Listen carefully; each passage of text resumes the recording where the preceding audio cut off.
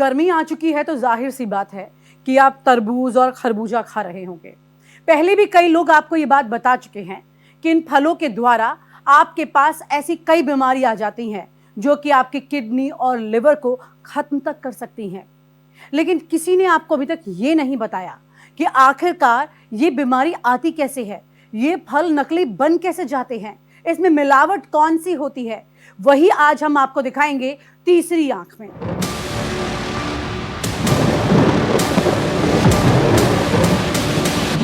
गर्मी आती है तो प्यास बुझाने के लिए हम दौड़ते हैं ठंडे जूस की तरफ, थकान मिटाने के लिए हाथ बढ़ने लगता है आइसक्रीम की तरफ, और तरबूज देखकर फिर मन भी ललचा उठता है। लेकिन क्या आपको ये पता है कि जो चीज आप अपने बच्चों को गर्मी से राहत दिलाने के लिए खिला रहे हैं, पिला रहे हैं, वो दरअसल उनके शरीर में धीरे धीरे जहर बन रहा है। जो रंग आपको जूस में बहुत अट्रैक्टिव लगता है कि देखिए लाल तरबूज है या इतना अच्छा जूस बना है और ये तो बड़ा हेल्दी होगा, लेकिन वो किसी फल का नहीं बल्कि एक खतरनाक केमिकल का रंग होता है।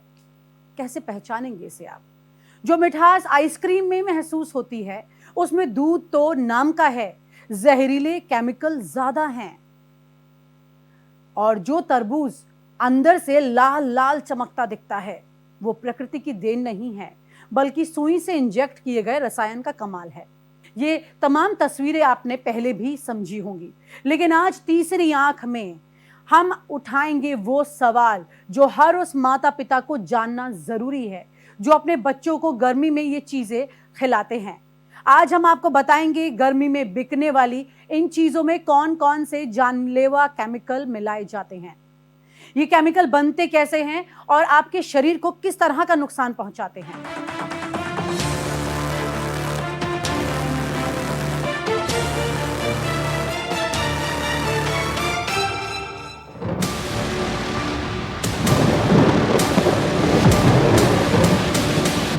गर्मी में सड़क के किनारे लगे जूस के ठेले, रंग बिरंगे शरबत और फ्रेश जूस के नाम पर बिकने वाले ये तमाम पेय पदार्थ, बच्चे हो या बड़े, सब इनकी तरफ खींचे चले जाते हैं क्योंकि गर्मी लगती है।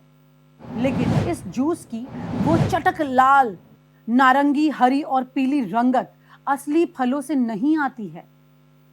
FSSAI यानी कि food safety and standard authority of India की रिपोर्ट्स बताती हैं कि देश के बड़े हिस्से में बिकने वाले खुले जूस और शरबत में नकली रंग, सस्ते केमिकल और हानिकारक प्रिजर्वेटिव की मिलावट अब एक आम बात हो चुकी है।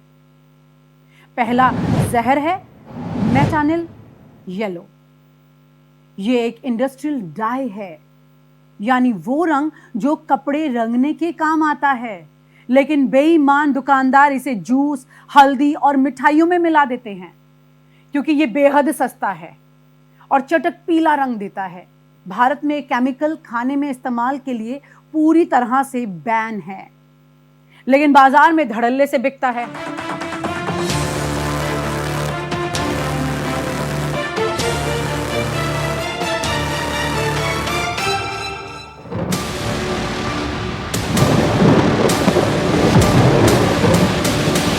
FSSAI ने जूस में इसकी एक सीमित मात्रा तय की है, लेकिन खुले जूस में कोई निगरानी नहीं होती। स्वाद बढ़ाने के लिए ज्यादा डाल दिया जाता है ये केमिकल। इसको खाने से ब्लैडर कैंसर हो सकता है, पेट की गंभीर बीमारियां हो सकती हैं और बच्चों में एलर्जी का खतरा होता है। सोडियम बेंजोएट एक प्रिजर्वेटिव है जो जूस को लंबे वक्त तक खराब होने से बचाता है, लेकिन जब ये विटामिन सी के साथ मिलता है तो बेंजीन बनाता है। बेंजीन क्लास 1 कार्सिनोजन, यानी कि सीधे कैंसर हो सकता है इससे।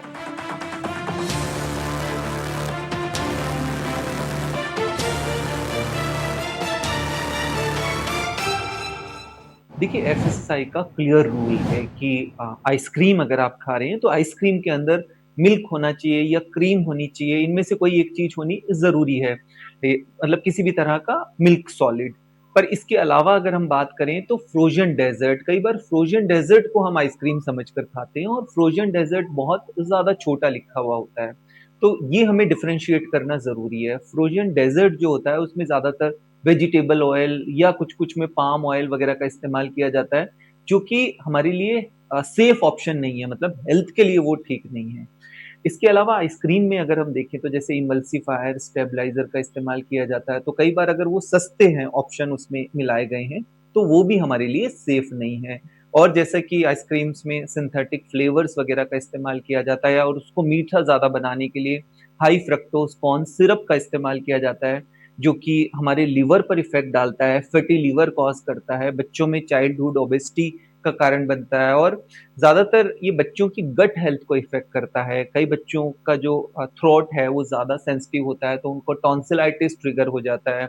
इसमें जैसे आर्टिफ़िशियल कलर का इस्तेमाल किया जाता है, जो कि कई कलर बाहर के देशों में बैन है। तो इस तरह के कलर आपको हाइपर एक्टिव बनाते हैं, मतलब बच्चों में इरिटेशन और हाइपर एक्टिविटी बढ़ा देते हैं।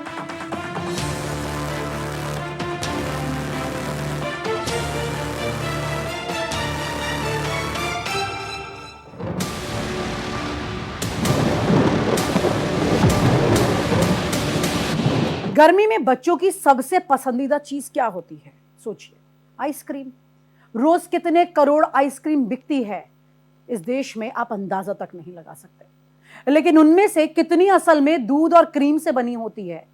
एफएसएसएआई और राज्य सरकारों की जांच रिपोर्ट बार बार यह खुलासा करती आई है कि सस्ती आइसक्रीम जो ठेलों और छोटी दुकानों पर बिकती है, उनमें दूध कम होता है और केमिकल ज्यादा होते हैं। आइसक्रीम में पहली मिलावट होती है वनस्पति तेल और डालडा की। दरअसल असली आइसक्रीम में डेयरी फैट होना चाहिए, लेकिन नकली आइसक्रीम में इसकी जगह सस्ते वनस्पति और पाम ऑयल का इस्तेमाल होता है, वही जहरीला पाम ऑयल। इसका सबसे बड़ा खतरा यह है कि वनस्पति तेल में ट्रांस फैट होता है, जो दिल की बीमारियों का सबसे बड़ा कारण है। बच्चों में कम उम्र में कोलेस्ट्रॉल बढ़ने की भी वजह यही है। आइसक्रीम में दूसरी बड़ी मिलावट होती है वॉशिंग पाउडर और डिटर्जेंट की। जरा सोचिए, आप वॉशिंग पाउडर और डिटर्जेंट खा रहे हो आइसक्रीम में, क्या ये आपने सोचा होगा? अंदाजा भी है आपको? ये सुनकर आप चौंक रहे होंगे, लेकिन कुछ जगहों पर सस्ती आइसक्रीम में झाग लाने के लिए, टेक्सचर बनाने के लिए डिटर्जेंट की माइक्रो क्वांटिटी मिलाई जाती है। एफएसएसएआई की कई स्टेट लेवल रेट में यह साबित हो चुका है। इन्हें खाने से पेट में जलन, उल्टी, आंतों की सूजन, पाचन से संबंधित गंभीर बीमारियां हो सकती हैं। और आगे सुनिए अभी, आइसक्रीम को कलरफुल बनाने के लिए भी खतरनाक डाई मिलाई जाती है। आइसक्रीम के चटकीले रंग और असली फलों से नहीं आते हैं। इसके लिए मिलावटखोर टार्ट्रेजन और सनसेट येलो जैसे सिंथेटिक एजो डाइज का इस्तेमाल करते हैं। ये केमिकल पेट्रोलियम बायो प्रोडक्ट से बने एजो कंपाउंड होते हैं। कोलतार डेरिवेटिव्स से उन्हें बनाया जाता है। इनके सेवन से बच्चों में hyper activity, mental disorder, allergy और अस्थमा जैसी गंभीर बीमारियां हो सकती हैं। इसी वजह से यूरोपियन देशों में इन पर वार्निंग लेबल लगाना बेहद जरूरी है। कई मिलावटखोर तो आइसक्रीम में दूध की मात्रा बढ़ाकर दिखाने के लिए यूरिया तक मिला देते हैं। जरा सोचिए, यूरिया, वो यूरिया जो खेत में फर्टिलाइजर के तौर पर इस्तेमाल होता है, कीड़े कीटनाशक जो होते हैं ना, उन्हें खत्म करने के लिए। ये सीधे आपके बच्चों की किडनी पर हमला करता है, क्योंकि बच्चों की किडनी इसे प्रोसेस करने में असमर्थ होती है। होगी भी, बच्चे का शरीर यूरिया के लिए तो नहीं बना है। आइसक्रीम में पांचवी मिलावट होती है सेक्रीन और एस्पार्टेम की। शुगर फ्री लिखी आइसक्रीम में एस्पार्टेम की भारी मात्रा होती है। इसका नतीजा बच्चों में सिरदर्द, न्यूरोलॉजिकल परेशानियां और बर्ताव में चिड़चिड़ेपन, ये सब सामने आने लगते हैं। कुछ वक्त पहले उत्तर प्रदेश, बिहार और दिल्ली में बड़े पैमाने पर सैंपल लिए गए, लेकिन एफएसएसएआई के टेस्ट में ज्यादातर नमूने फेल हो गए। इनमें खतरनाक स्तर तक मिलावट पाई गई। इस मिलावट में वही एलिमेंट पाए गए जो अभी हमने आपको एक एक करके बताए हैं।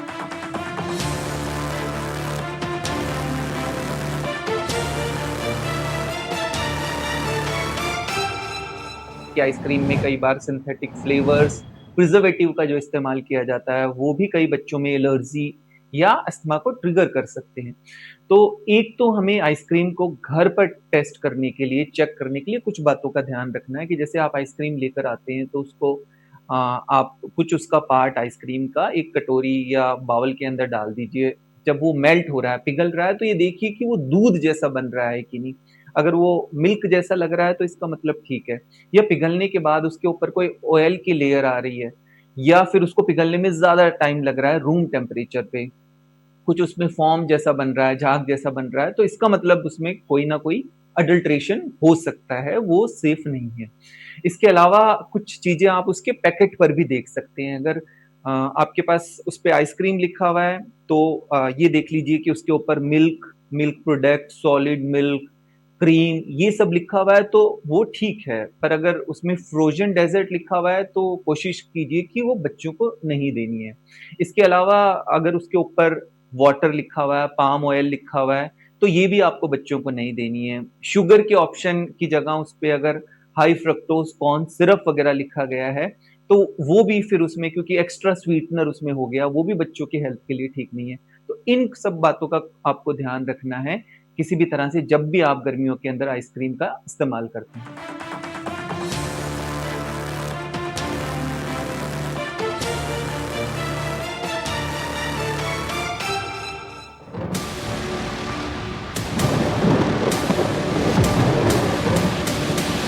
गर्मी में तरबूज सबसे ज्यादा बिकने वाला फल है। लाल रसीला मीठा तरबूज देखकर किसका मन नहीं ललचाएगा, सोचिए। लेकिन जो तरबूज आप खरीद रहे हैं वो शायद पूरी तरह से कुदरती नहीं है, प्राकृतिक नहीं है। उसके अंदर से गहरा लाल उसे बनाया गया है एक सुई से, उसे जल्दी पकाने के लिए। एक खतरनाक केमिकल से उसे मीठा दिखाने की कोशिश की गई है, एक हार्मोन इंजेक्शन से। और ये कुछ नया नहीं है, ये सालों से हो रहा है। एफएससीआई की तरफ से गाइडलाइंस बनाई भी जाती हैं, लेकिन ये लोग इस तरह से इसकी तिलांजलि दे देते हैं और उसी के साथ लोगों की जिंदगी को दांव पर लगा देते हैं। तरबूज में मिलाया जाने वाला पहला जहर समझ लीजिए क्या है। Oxytocin injection. ऑक्सीटोसिन एक हार्मोन है जो इंसानों और जानवरों में प्राकृतिक रूप से पाया जाता है, लेकिन किसानों और जो व्यापारी वर्ग है वो इस तरबूज को ककड़ी, लौकी, दूसरी सब्जियों के साथ इंजेक्ट करता है ताकि वो जल्दी पक जाए, मोटा दिखे, ज्यादा खपत निकल के आए। दरअसल ऑक्सीटोसिन हार्मोन की वजह से फलों के सेल्स जल्दी टूटकर ज्यादा पानी सोखने लग जाते हैं और इसी की वजह से इसे प्रोसेस करने में तेजी बढ़ जाती है, यानी कि खपत ज्यादा आने लगती है। नतीजन फल कृत्रिम रूप से जल्दी बड़ा हो जाता है। भारत में बिना डॉक्टरी पर्चे के ऑक्सीटोसिन बेचना और कृषि में इस्तेमाल करना पूरी तरह से गैर कानूनी है। उसके बावजूद भी ये इंजेक्शन लगे फल से गर्भवती महिलाओं से गर्भपात का खतरा होता है, वहां तक पहुंच जाता है ये फल इन इंजेक्शन से, जिसे बड़ा किया जाता है फल को। महिलाओं और बच्चियों में हार्मोनल डिसबैलेंस हो जाता है, पुरुषों के हार्मोन में भी रुकावट खड़ी हो जाती है। इसी तरह दूसरे जहर को समझ लीजिए, एरिथ्रोसिन यानी रेड डाई नंबर 3। दरअसल तरबूज को अंदर से गहरा लाल दिखाने के लिए कुछ मामलों में एरिथ्रोसिन जैसी रेड सिंथेटिक डाई को सुई से इंजेक्ट किया जाता है। एरिथ्रोसिन आयोडीन आधारित सिंथेटिक डाई है जो फ्लोरेसेंट को आयोडीनेशन प्रोसेस से बनाया जाता है। इसके खतरे का अंदाजा आप इस बात से लगा सकते हैं कि अमेरिका में एफडीए ने कॉस्मेटिक में भी एरिथ्रोसिन के इस्तेमाल पर रोक लगाई है। मेकअप में इस्तेमाल नहीं कर सकते, लेकिन यहां पर आप उसे खा रहे हैं, जबकि भारत में इसे खाने वाले फलों में बेधड़क तरीके से मिलाया जा रहा है। नतीजन बच्चों को थायराइड जैसी गंभीर बीमारी हो जाती है। बच्चे शांत और स्थिर नहीं रह पाते हैं, उनमें हाइपर एक्टिविटी खतरनाक स्तर तक बढ़ जाती है। आम, केले, पपीते, तरबूज ये सब कृत्रिम रूप से जल्दी पकाने के लिए कैल्शियम कार्बाइड का भी जमकर इस्तेमाल इसमें कर रहे हैं लोग। दरअसल कैल्शियम कार्बाइड चूने और कोयले को बेहद ऊंचे तापमान पर गर्म करके बनाया जाता है। वहीं जब ये पानी के संपर्क में आता है तो इसे एसिटिलीन गैस निकलती है। यही गैस फलों को जल्दी पकाती है। मिलावटखोर कैल्शियम कार्बाइड की छोटी छोटी पुड़ियां बनाकर फलों की टोकरियों के बीच रख देते हैं, वो आपने अक्सर देखी होगी। और ये जहर उनके अंदर फिर फैलना शुरू हो जाता है। इस तरह के फ्रूट्स खाने से लंग्स को खतरनाक नुकसान पहुंचता है, न्यूरोलॉजिकल डैमेज हो सकता है और यहाँ तक कि कैंसर का भी खतरा हो सकता है। उल्टी, दस्त, एलर्जी, ये सब तो आम साइड इफेक्ट्स हैं ही। भारत में फूड सेफ्टी एक्ट के तहत फलों को पकाने में कैल्शियम कार्बाइड का इस्तेमाल पूरी तरह से बैन है, लेकिन फिर भी इसे धड़ल्ले से इस्तेमाल किया जा रहा है।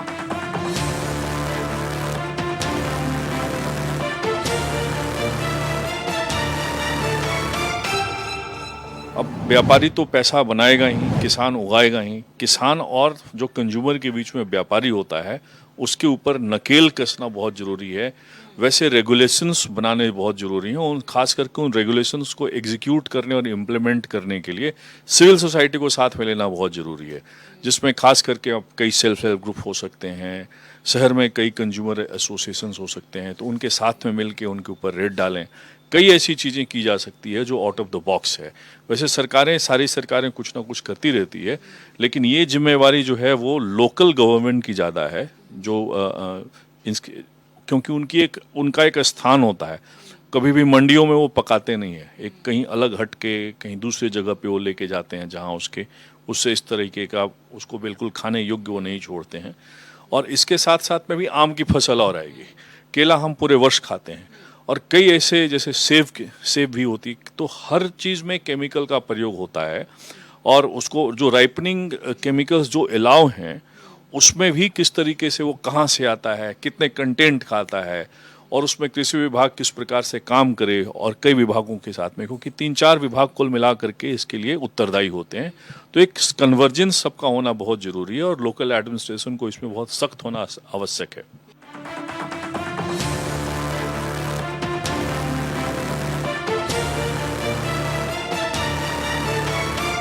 तरबूज ये आज़ादपुर मंडी का है फ़िलहाल तो, और ये जो इसकी अराइवल आती हैं, गाड़ी आती हैं, ये बेंगलोर से आ रहा है, आंध्रा से। और भैया इन सब में इंजेक्शन लगा है या फिर केमिकल कोई डाला हो? नहीं मैडम, ऐसा है, पेस्टिसाइड होते हैं जो कीड़े वगैरह के लिए जो इसमें उपजाऊ होता है, वो खाद वगैरह डाली जाती है। बाकी इसमें कोई इंजेक्शन नहीं डलता।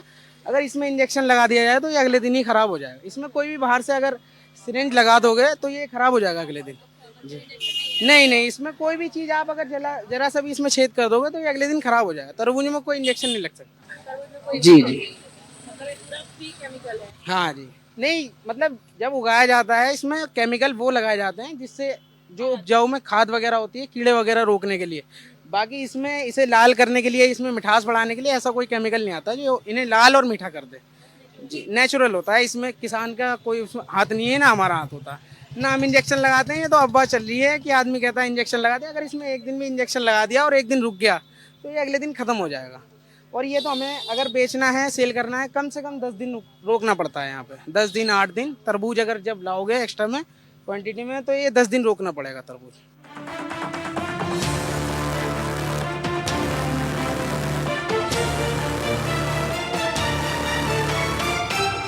दोस्तों, सवाल ये है कि जब खाने पीने के सामान में इतने बड़े पैमाने पर मिलावट हो रही हो तो कानून क्या कर रहा है? भारत में food safety and standard act जो है 2006 का, उसमें FSSAI है जो राज्यों में फूड सेफ्टी ऑफिसर्स हैं, लेकिन ज़मीनी सच्चाई इन सब से अलग है।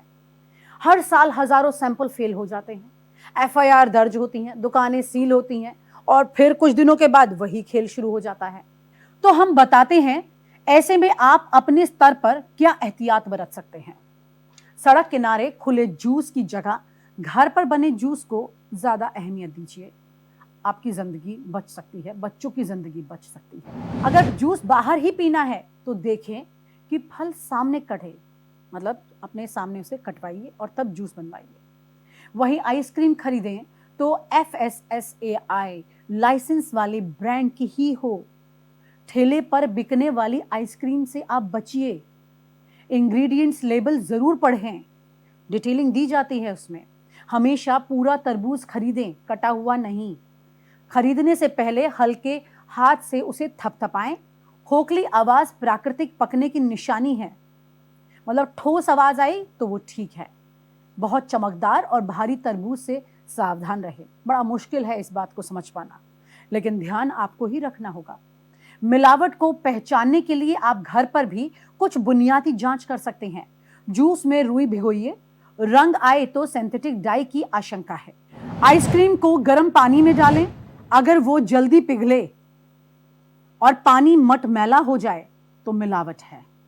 तरबूज का रस सफेद कपड़े पर डालें, अगर रंग छूट जाए तो डाई की मिलावट हो सकती है, क्योंकि डाई है अपना असली रंग दिखा देगी, कपड़े पर आ जाएगी। गर्मी में ठंडक तलाशना इंसान की फितरत है और व्यापार में मुनाफा कमाना इंसान की जरूरत है। लेकिन जब मुनाफे के लिए किसी के बच्चे के हाथ में जहर थमाया जाए, जब एक मां को लगे कि वो अपने बच्चे को राहत दे रही है और असल में वो उसके शरीर में कैंसर के बीज बो रही हो, तो ये सिर्फ मिलावट नहीं, ये एक बड़ा अपराध है।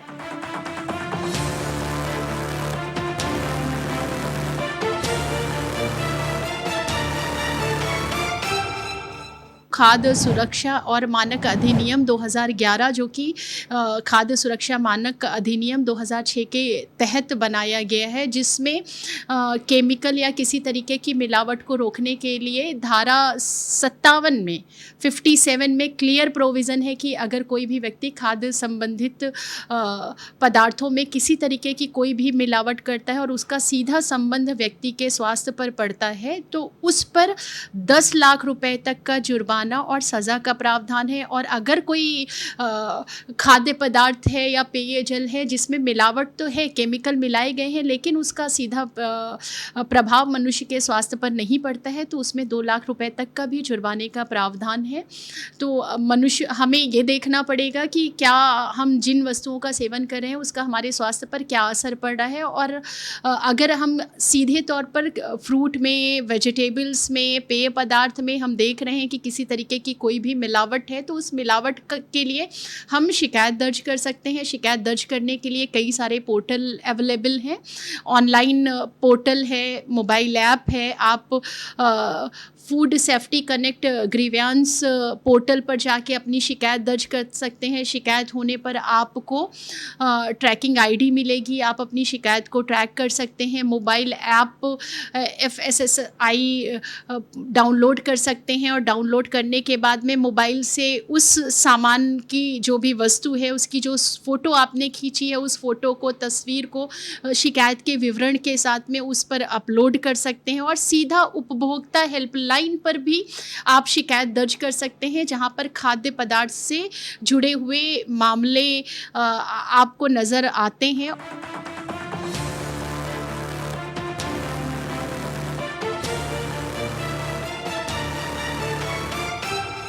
तो metanil yellow, rhodamine B, calcium carbide और ऑक्सीटोसिन, ये सारे जहर के नाम हैं।